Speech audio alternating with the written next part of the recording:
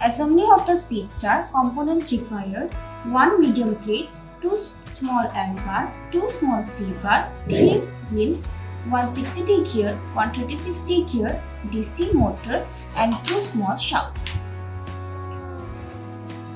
First we will take a medium plate and 2 small C bar. Attach the C bar to the medium plate on the 5th row of the medium plate. And fix it using nut and bolt. Similarly, take another C bar and attach it to the 6th row of the 6th column of the medium plate and fix it using nut and bolt.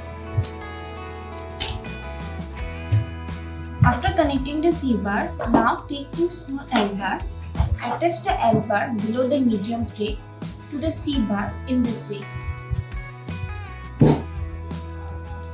and fix it using nut and bolt. Similarly, take another L bar and connect it in this way to the C bar and fix it using nut and bolt. Now take a shaft and place the shaft inside the 2 C bars in this way and connect 2 wheels on each side of the shaft and fix it using axle lock. Now take a DC motor, attach the DC motor to the L bar in this way. The shaft of the motor should be on the 5th hole of the small L bar in this way. After connecting the DC motor, now take a 60T shaft, 60T gear and a 36T gear. Place the 60T gear above the on the shaft of the motor.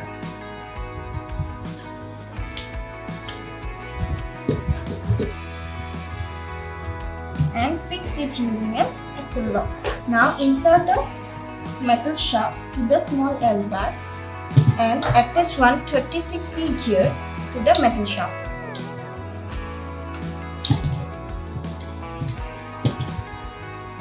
First attach a spacer, then the wheel.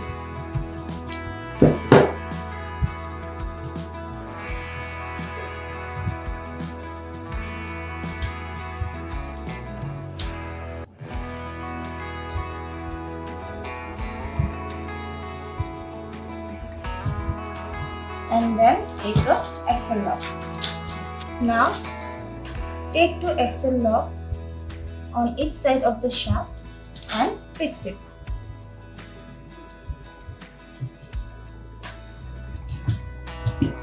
The assembly of the Speedster is completed. Output of the Speedster. First of all, open the Junior Bot app, click on Get Started, select JB1 version 2, select your bot as Speedster, then go to the connection diagram. As you can see, the motor is connected to the M1 port of the controller.